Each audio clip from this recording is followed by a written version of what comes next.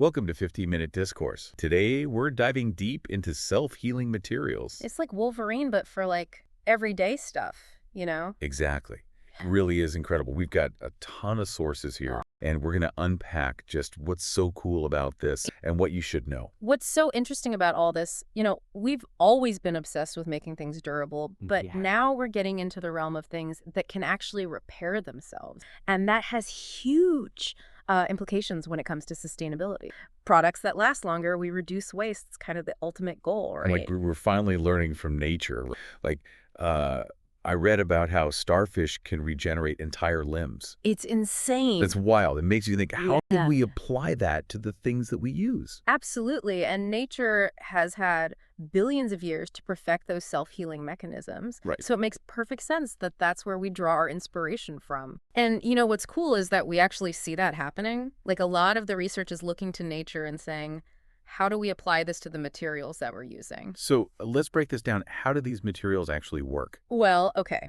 The basic idea is there's two main types, extrinsic and intrinsic. Okay. And extrinsic materials have a separate healing agent that's embedded in them. So you can imagine it's like tiny, tiny capsules, like microscopic capsules filled with, say, epoxy or some other type of healing agent. And when the material is damaged, those capsules rupture, they release the healing agent, and then bam, starts to repair the crack or whatever the damage is. So you're telling me there are microscopic capsules in my phone screen right now? Yeah, pretty much. It might sound super futuristic, but it's already happening. Like, those car commercials where you see a scratch disappear in sunlight? I always thought that was editing. Yeah, that's a perfect example of these extrinsic self-healing coatings in action. So these capsules are like a built-in repair crew. Yeah, that's a great way to put it. So what about the other type, the intrinsic. intrinsic materials? How do those work? So intrinsic materials are even more wild because they don't rely on a separate healing agent. They literally heal themselves using their own inherent chemical structure. What? Yeah, so think about like bonds breaking and reforming on a molecular level to repair damage. So it's like they have a superpower. Yeah, they regenerate themselves. It's crazy. So intrinsic healing, does it have any advantages over using the capsules? Yeah, so one of the big advantages is the potential for like repeated healing in the same spot.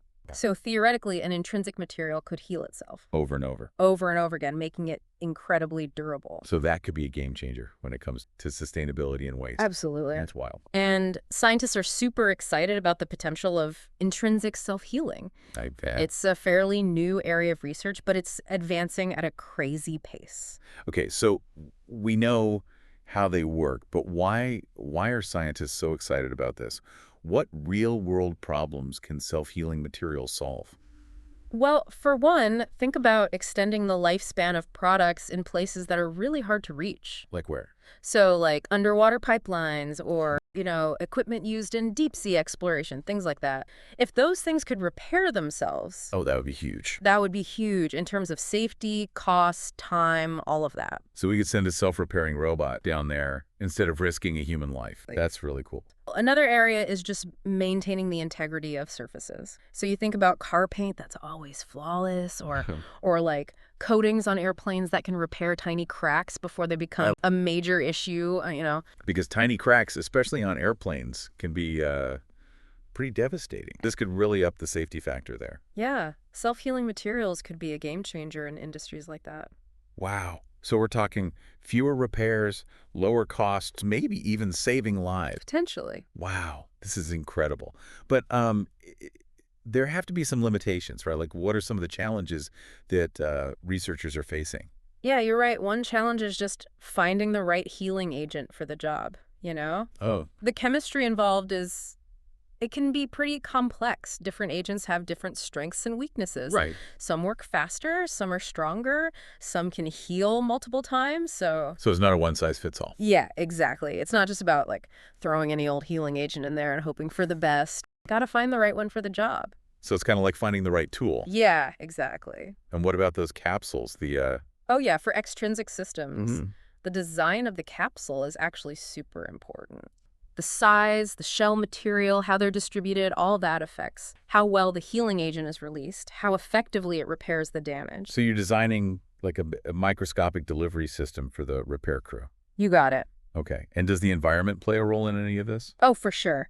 Temperature, humidity, even UV light can affect the healing process, All right. especially for materials that rely on certain triggers, like heat or light. So something that might work in sunny California might not work so well in rainy London. Exactly.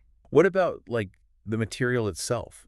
The material itself is huge. It has to actually cooperate with the healing process, Okay. right? Like it has to allow the healing agent to flow properly. Right, like our bodies need the right condition. It's like if the material's too stiff or it doesn't play nice with the healing agent, Mm, then it's yeah. not going to work. So there's a lot that goes into making self-healing materials actually work in the real world. Oh, for sure. It's way more than just, slapping on a healing agent and calling it a day. So tell me about some of the really futuristic research that's happening in this field. Oh, yeah, the stuff they're coming up with is mind-blowing. Okay.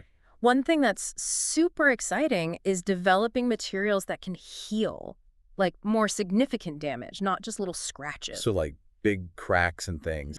Think about a tire that can seal a puncture. That would be a game changer. No Yeah. more flat tires. Exactly. Well, Well, they're also working on healing agents that you can trigger on demand. really? Yeah, like using light or heat to activate the healing process. So you can be like, okay, now heal. Yeah, pretty much. Like giving the material its own superpower. That's so cool. And then there's nanotechnology. It's playing a huge role now. Okay, how so?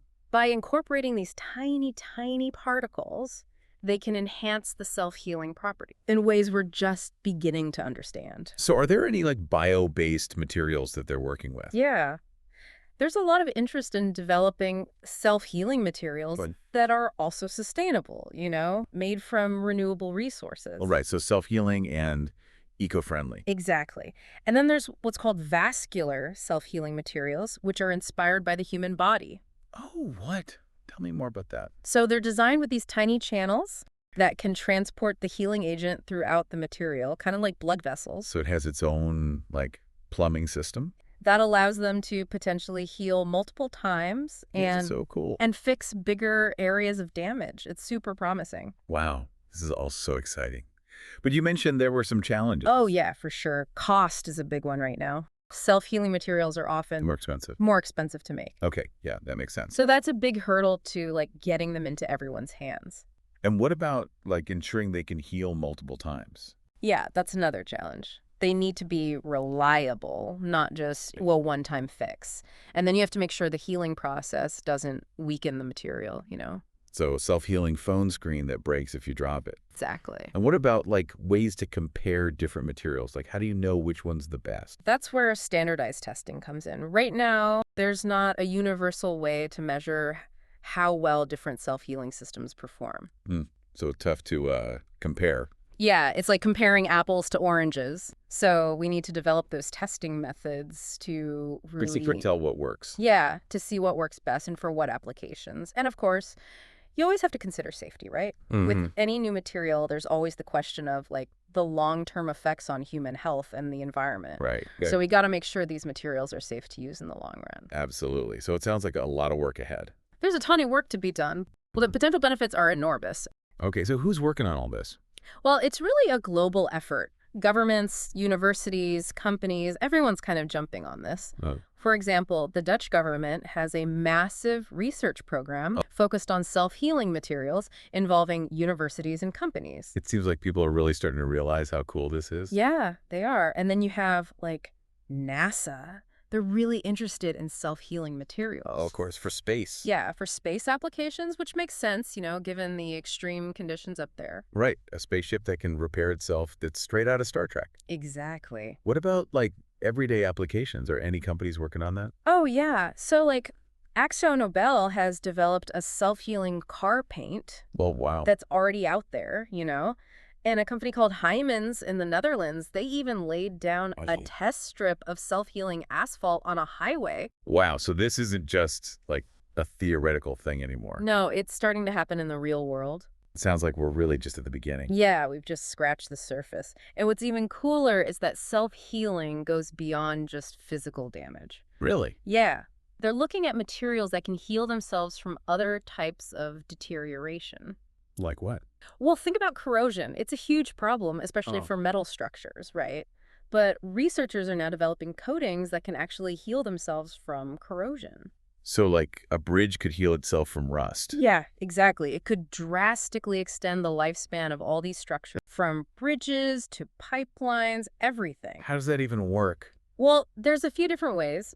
Some coatings release corrosion inhibitors when they sense damage, kind of like, Oh, like those capsules we talked yeah, about. exactly, like those microcapsules. And others use special polymers that can actually conduct electricity to prevent the corrosion from even happening. So it's like giving the material an immune system. Yeah, exactly. It can fight off the rust. Wow, this is all incredible. But my brain's starting to feel full. I feel like we've covered so much. I know, it's a lot.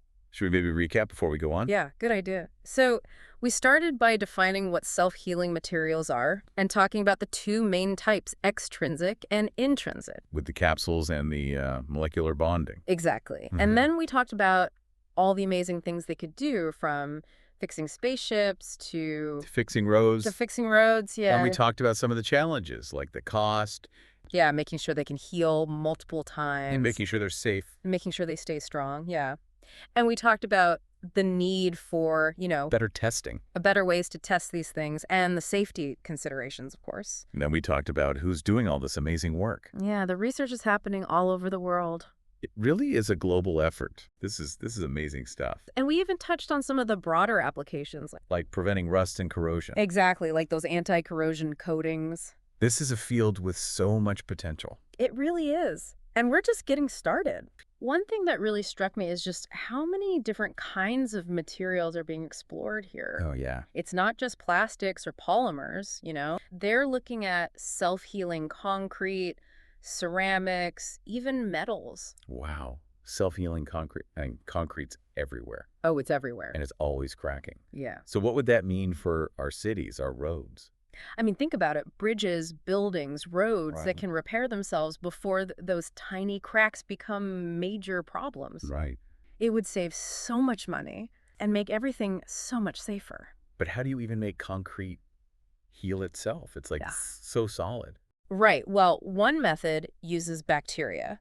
They mix certain bacteria right into the concrete. That's crazy. And these bacteria actually produce calcium carbonate, which is what concrete's made of. So when a crack forms, the bacteria get to work and they start filling it in with more calcium carbonate. So it's like having like little microscopic construction workers living in your concrete. It's amazing. What are the ways that they doing it? Well, they're also using capsules, like tiny capsules filled with a sealant that hardens. It's exposed to air or water. So when the concrete cracks, boom, sealant. Exactly. And they're looking at those super absorbent polymers too, right? Yeah.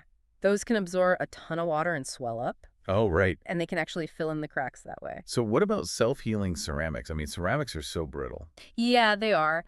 But even ceramics are starting to show some self-healing potential. How? One way is through what's called oxidation healing. Okay, I'm not familiar with that one. So basically, some ceramics have these tiny particles of silicon carbide in them, and when a crack forms, those particles react with oxygen, and they create silicon dioxide, which is basically glass. So it's making its own patch. Yeah, it's using air to patch itself up. Is it a strong patch? Yeah.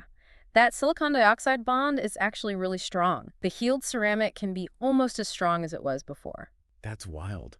Where would you even use something like that? Well, think about places with really high temperatures, like engines or power plants. Ceramic components that can heal themselves from the heat and stress. That would be huge. So we've talked about polymers and concrete and ceramics. What about metal? Can you make metal heal itself? That's the toughest one for sure. But they're making progress. One approach uses shape memory alloys. Shape memory alloys. Okay, what are those? They're special metals that can remember their original shape. So you can bend them or dent them, Okay. and then when you heat them up, Uh-huh. they go right back to their original form. So like a dented car fender that could fix itself? Exactly. That's insane. How does Yeah. that work for self-healing? Well, imagine a metal part with a crack. You apply some heat, the shape memory alloy contracts, and pulls the crack closed. Like magic. Pretty much. And they're also using nanoparticles, like tiny particles of metal, to enhance healing. They can act like a sort of liquid metal glue, flowing into cracks and then solidifying. It's like microscopic welding. Yeah, it's wild. It seems like with the right approach, almost any material can be made self-healing. But cost is still a big barrier, right? Oh, yeah, definitely. If a self-healing product costs way more, most people aren't going to buy it. Right. So hopefully, as they figure out how to make these things more efficiently, Yeah. the cost will come down. Exactly. And it's not just cost. We need to be sure these materials can heal multiple times and that the healing doesn't make them weaker. Right. It can't be like a one-time use thing. Yeah, exactly. And we still need those standardized tests so we can actually compare different materials and methods. So we're not comparing apples and oranges. Exactly. It sounds like a lot of collaboration is needed to make all this happen. It really is a team effort. Scientists, engineers, companies, everyone working together.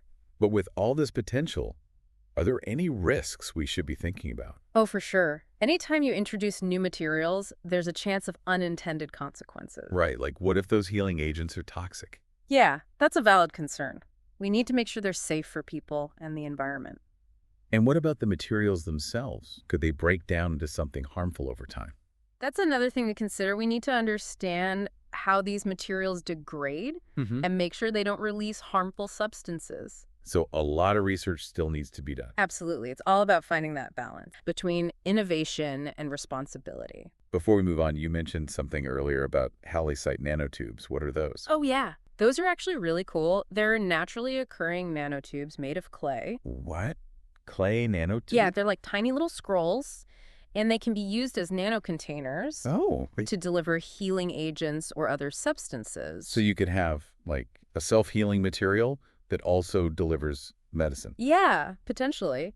They're incredibly versatile, and because they're natural and biocompatible, they're super promising for this field. It's amazing what you can learn from nature. Absolutely. It's like nature has already solved so many of the problems we're trying to solve. You just have to figure out how to like steal its secrets. Exactly. This has been so fascinating. We've covered so much from self-healing concrete to Yeah. shape memory alloys to tiny clay nanotubes. It's mind-blowing stuff, and we're just getting started. I can't wait to see what they come up with next. It's mind-blowing. It's a constantly evolving field. So where do we go from here? What's next? Well, one area that's getting a lot of buzz is self-healing textiles. Self-healing textiles. What's that? Imagine clothes that can repair rips and tears, you know, Oh, wow. or like fabrics that repel stains. That would be a dream. No more ruining your favorite shirt. Right. But it's not just about clothes, right? No, not at all. Think about medical devices. Okay. Self-healing bandages, for example. That would be incredible. Or tents and stuff that could, like, withstand anything. It's like giving everyday objects superpowers. So how do they even do that? Make fabric heal itself? Well, there are a few ways. Some researchers are putting those microcapsules right into the fabric, and others are using special polymers that can, like, bond and rebond when you apply heat or light. Wow, that's really cool.